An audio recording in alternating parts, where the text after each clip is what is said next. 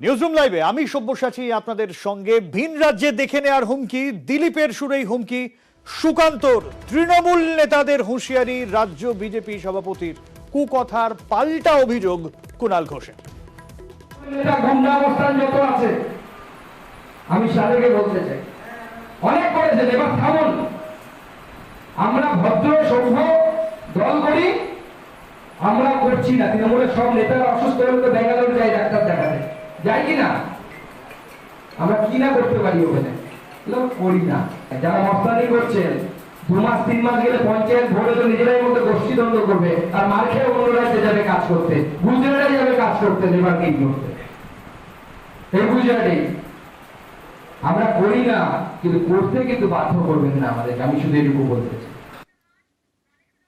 দিলীপ বাবুর মডেলে ও একটা কুকথার প্রতিযোগিতায় নেমেছে, যে দিলীপ বাবুর সঙ্গে লড়াই চলছে। এটা দেখলে মনে হচ্ছে যেন তৃণমূলকে বলছে এটা হচ্ছে কাহি পে নিগাহে কাহি পে নিশানা।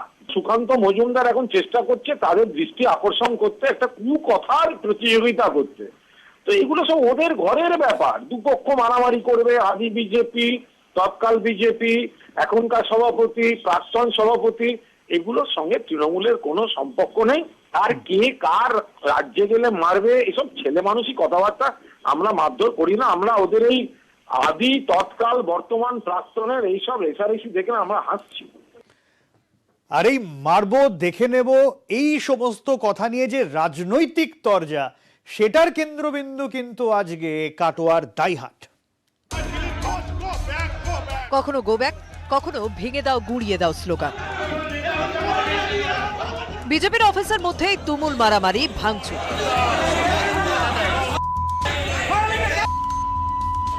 মেজাজ হারালেন দিলীপ ঘোষ।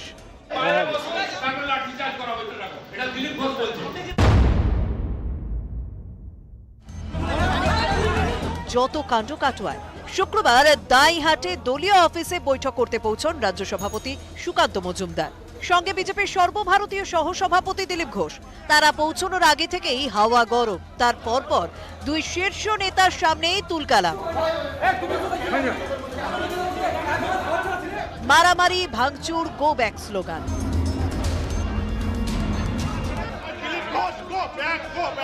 কাটোয়া সাংগঠনিক জেলার নেতাদের উপর দীর্ঘদিন ধরেই নিচুতলার কর্মীদের ব্যাপক ক্ষোভ। নিচুতলার কর্মীদের অভিযোগ, বিভিন্ন সময় তাদের পাশে দাঁড়াননি নেতারা।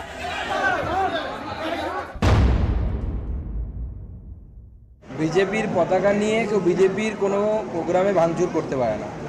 আমার বিশ্বাস তারা বিজেপির কর্মী নয়, এবং যদি থেকেও থাকেন ভবিষ্যতে থাকবেন না। আমার মনে হয় এর পেছনে তৃণমূল কংগ্রেসের কোনো ইন্ধন আছে, তাদের দ্বারাই প্রেরিত তারা। কিছু উপলোক নির্বাচনে বিজেপি ক্ষমতায় আসছে, আপনারাও প্রচার করেছিলেন, সবাই বলেছিল, সেই লোভে এসেছিলেন। কিন্তু বিরোধী পক্ষের রাজনীতি করাটা খুব কঠিন, বিভিন্ন চাপ, অত্যাচারে। তাই তার অনেকে হতাশ হয়ে গেছেন, অনেকে একটুখানি ভয় পেয়ে গেছেন, এই ধরনের বিকৃত কাজ করছেন। একটা মা দুর্গার পুজো নিয়ে দুই সভাপতি মারামারি করে, তো সেখানে কর্মীরা মারামারি না তো করবে না তো কি করবে? এটাই হচ্ছে পার্টি বিজেপি। এটা একটা সার্কাস পার্টি, সেখানে সার্কাস যা যা হওয়া তাই তাই হয়েছে। 21-এ বিজেপির স্বপ্নভঙ্গ, তারপরে দলে ভাঙন, নানা জায়গায় দলীয় কোন্দল। বঙ্গ বিজেপির অস্বস্তির তালিকায় নয়া সংযোজন কাটোয়া। রণদেব মুখোপাধ্যায়, নিউজ 18 বাংলা। সামনেই উপনির্বাচন, আর উপনির্বাচনের আগে রীতিমতো তেতে উঠছে রাজ্যের রাজনৈতিক পরিস্থিতি, রাজনৈতিক তরজা। শান্তিপুরে উপনির্বাচন, সেখানেও যুযুধান দুপক্ষ। পশ্চিমবঙ্গটাকে মমতা ব্যানার্জি বাংলাদেশ 2 বানাতে চায়। মমতা ব্যানার্জি এই এত বড় ঘটনার পরে একটা মন্তব্য নেই, একটা টুইট নেই, একটা আপত্তি নেই, একটা শোক প্রকাশ নেই। এর মধ্য দিয়ে প্রমাণ হয়েছে আজকে আমরা কোথায় বসবাস করি। এইসব খেলা বন্ধ করুক। প্রধানমন্ত্রী কি কথা বলেছে সেটা আগে লোক সমাজে বলুক। তাকে আমার শুধু একটাই বলা, বাংলাকে অটুট রাখতে পারেন মমতা, মমতা আর মমতা। সর্বধর্ম সমন্বয় সাধন করে সংহতি এবং উন্নয়ন এবং শান্তির বজায় রাখে, তার নাম মমতা বন্দ্যোপাধ্যায়। সংহতি শান্তি বজায় রাখেন মমতা বন্দ্যোপাধ্যায়। রাজ্যে রাজনৈতিক তরজা চলছে, আর ত্রিপুরার নির্বাচন দেরি আছে বছরখানেক, কিন্তু সেখানেও তার আগে রাজনৈতিক পারদ তুঙ্গে।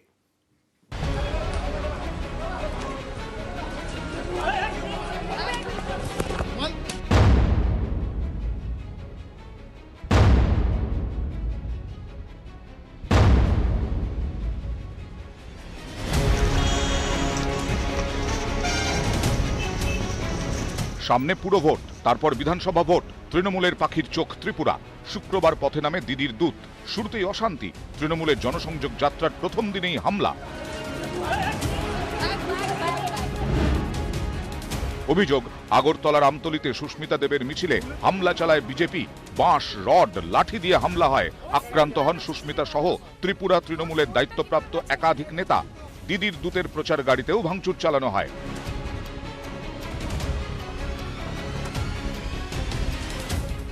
3-4টা ছেলে এরকম তিলক লাগিয়ে আমার গাড়ির পিছনে সূর্যকান্ত সরকার ছিল, ওর হাত থেকে আমার ব্যাগটা কেড়ে নেয় আর পিছন থেকে ছেলেদের মারা শুরু করে দেয়।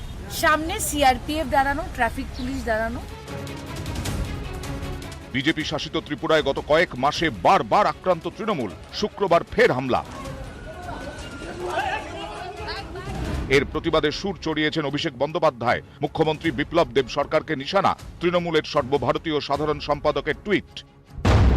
দুয়ারে গুন্ডারাজে রেকর্ড করেছে বিপ্লব দেবের সরকার। সাংসদ সুস্মিতা দেবের ওপর হামলা লজ্জাজনক ও রাজনৈতিক সন্ত্রাস। সময় এসে গিয়েছে, ত্রিপুরাবাসী উত্তর দেবেন। রাস্তা থেকে লাঠি নিয়ে ওরা আমাদেরকে পায়ে পিঠে যেরকম ভাবে পেরেছে মেরেছে। দুজন মেয়েদেরকে মেরেছে, তখনও সিআরপিএফটা ছিলেন, কিছু করেনি। এখন পর্যন্ত আমরা আহতদের সংখ্যা আমরা বলতে পারছি না, মোস্ট প্রবাবলি 3। এখানে গণতান্ত্রিক পদ্ধতিতে প্রতিষ্ঠিত বিজেপি একটা দল, সেখানে তো এইসবের ওরা অভিযোগ আনতেই পারে, কিন্তু আমাদের দলীয় পক্ষ থেকে সেরকম আমরা এটাকে খণ্ডন করছি যে এটা আমাদের কার্যকলাপ না। এরকম কিছু হয়ে থাকলে এটা অন্তর্কুণ্ডল হতে পারে। সামনে ভোট, গরম ত্রিপুরা। মুখোমুখি তৃণমূল বিজেপি। আবির ঘোষাল, নিউজ 18 বাংলা। ত্রিপুরায় 23-এ নির্বাচন এখন থেকেই সলতে পাকানো শুরু তৃণমূলের। তবে তার আগে গোয়া, সেখানেও সর্বশক্তি নিয়ে ঝাঁপাচ্ছে তৃণমূল কংগ্রেস।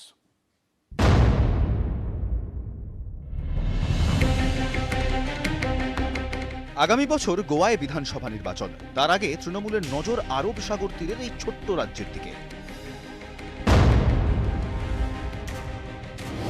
28শে অক্টোবর গোয়া পৌঁছচ্ছেন মমতা বন্দ্যোপাধ্যায়। এই সফরেই তৃণমূলে যোগ দিতে পারেন নাফিসা আলী, লাকি আলী, রেমো ফার্নান্ডেজের মতো তারকারা। নেত্রী পৌঁছানোর আগেই অবশ্য প্রচারের বিউগল বাজিয়ে দিচ্ছে তৃণমূল। সোমবার থেকে গোয়ায় প্রচারে ঘাসফুল শিবির। প্রথম কর্মসূচির নেতৃত্বে থাকছেন সৌগত রায়। সোমবার গোয়ায় যাচ্ছেন বাবুল সুপ্রিয়। তৃণমূলে যোগ দেওয়ার পর এটাই তার প্রথম রাজনৈতিক কর্মসূচি। গোয়ার পানাজিতে একটি অফিসও তৈরি করেছে তৃণমূল।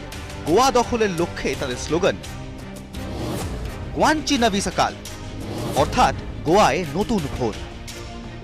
আনুষ্ঠানিকভাবে প্রচারে নামার আগেই অবশ্য গোয়ায় তৎপরতা শুরু করেছে তৃণমূল। ইতিমধ্যেই কংগ্রেস ছেড়ে তৃণমূলে যোগ দিয়েছেন গোয়ার প্রাক্তন মুখ্যমন্ত্রী লুইজিনো ফেলেইরো। এদিন তৃণমূলের সর্বভারতীয় সহসভাপতি করা হয় তাকে। বিধানসভা ভোটে তৃণমূলের সঙ্গে জোট বাঁধতে আগ্রহী গোয়া ফরওয়ার্ড পার্টি। আমরা তো চাইব ছোট আঞ্চলিক দল না থেকে তৃণমূলে তারা মার্চ করুক। তারা মমতা ব্যানার্জির প্রশংসা করেছে, এটা তো ভালো, এটা তো আনন্দের। তো মমতা ব্যানার্জি যাচ্ছেন গোয়া 28 তারিখ, তখন গিয়ে বলবেন। গোয়াকে গুরুত্ব দিচ্ছে তৃণমূল। গোয়ায় তৃণমূলকে গুরুত্ব দিচ্ছে বিজেপিও। भाई चुनाव के पहले का सम्मेलन है, आवाज ऐसी होगी क्या? आवाज ऐसी होनी चाहिए दिल्ली से लेकर कलकत्ते तक दिल दहलने जाने चाहिए। जो गोवा को जानते नहीं, जिन्होंने गोवा को देखा नहीं, वो लोग आज यहाँ कर बात करते, ये आयराम गहराम की क्या बात करते? বঙ্গে 21-এর ভোটে তৃণমূলের কাছে পর্যুদস্ত হতে হয়েছে মোদী সার দলকে। এবার গোয়াতে সেই তৃণমূলকে তারা যে হালকাভাবে নিচ্ছেন না তা শাহের বার্তাতেই স্পষ্ট বলে মনে করছেন অনেকেই। আবির ঘোষাল, নিউজ 18 বাংলা। করোনা আবহে রাজনৈতিক তরজা চলছে, নির্বাচন চলছে এবং ঘুরে ফিরে করোনা নিয়ে তরজাও ঘুরে ফিরে আসছে। 100 কোটি ডোজ ছোঁয়ার পরের দিনই নরেন্দ্র মোদীর ভাষণ, থালা বাটি বাজানোর পক্ষে সওয়াল এবং তা নিয়ে নতুন করে চাপানোতর।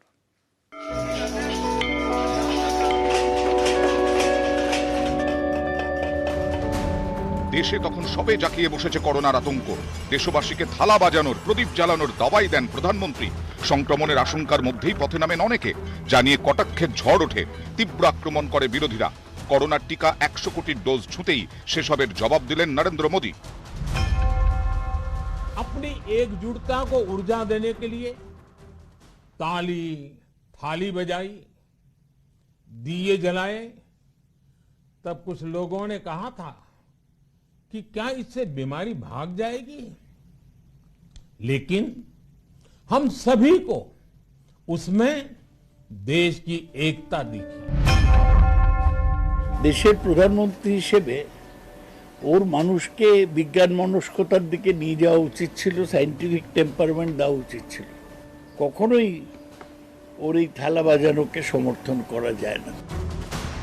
9 মাসে 100 কোটি ডোজ ভ্যাকসিনেশনে ভারতের রেকর্ড। এর পরের দিনই আসরে নামেন প্রধানমন্ত্রী। শুক্রবার সকাল 10টায় জাতির উদ্দেশ্যে ভাষণ। ये सफलता भारत की सफलता है, हर देशवासी की सफलता है।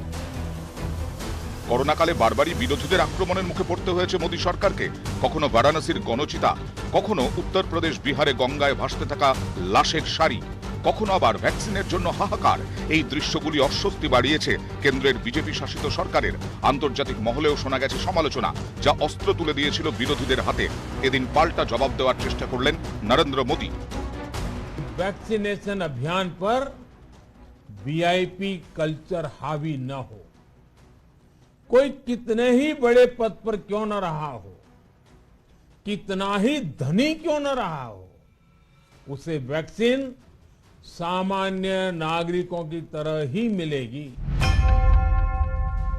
सेव लेने की होर में लगे हैं हमारे देश के प्रधानमंत्री। सरकारी आंकड़ों के मुताबिक 4.5 लाख, गैर सरकारी आंकड़ों के मुताबिक 30 से 40 लाख लोगों को मौत हो गए हैं। सबको पानी में बहाया गया है। করোনার বিরুদ্ধে যুদ্ধ এখনো থামেনি করোনা নিয়ে রাজনীতির যুদ্ধ। নিউজ 18 বাংলা। বাংলাদেশে অশান্তির মূল চক্রী ইকবাল হোসেনকে গ্রেফতার করল পুলিশ। শান্তি চেয়ে শুক্রবারও ঢাকার পথে সাধারণ মানুষ। অবশেষে পুলিশের জালে বাংলাদেশে অশান্তির মূল চক্রী ইকবাল হোসেনকে কক্সবাজার থেকে ধরেন তদন্তকারীরা। সম্প্রতি কুমিল্লা, নোয়াখালী সহ বাংলাদেশের একাধিক জায়গায় অশান্তির ঘটনা ঘটে। সিসি ক্যামেরার ফুটেজ দেখে চিহ্নিত করা হয় মূল চক্রী ইকবালকে। পুলিশ সূত্রে খবর, অশান্তি ছড়িয়ে পড়ার পর কক্সবাজারে পালিয়ে গিয়েছিল ইকবাল। সেখানে কয়েকজন তাকে চিনতে পেরে পুলিশে খবর দেয়, তারপরেই গ্রেফতার। বছর 35-এর ইকবাল হোসেন কুমিল্লার সুজানগরের বাসিন্দা। তদন্তে নেমে গোয়েন্দারা জানতে পেরেছেন ইকবাল 5ম শ্রেণী পর্যন্ত পড়েছে। মাঝে রং মিস্ত্রির কাজ করত, কিছুদিন রাজমিস্ত্রির সঙ্গেও কাজ করে। তেমন কোনো রোজগার ছিল না, বিভিন্ন মাজারে ঘুরে বেড়াতো। মাদকাসক্ত বলেই অনেকের দাবি। ইকবালের বিরুদ্ধে একাধিক নৃশংসতার অভিযোগ রয়েছে। নিজের পরিবারের ওপরেও সে নানা সময় অত্যাচার চালিয়েছে বলে অভিযোগ। বেশ কয়েক বছর নিয়মিত বাড়িতেও থাকতো না ইকবাল। অশান্তির পাণ্ডা ধৃত, শান্তি বজায় রাখার দাবিতে শুক্রবারও ঢাকার পথে নামেন সাধারণ মানুষ। নিউজ 18 বাংলা।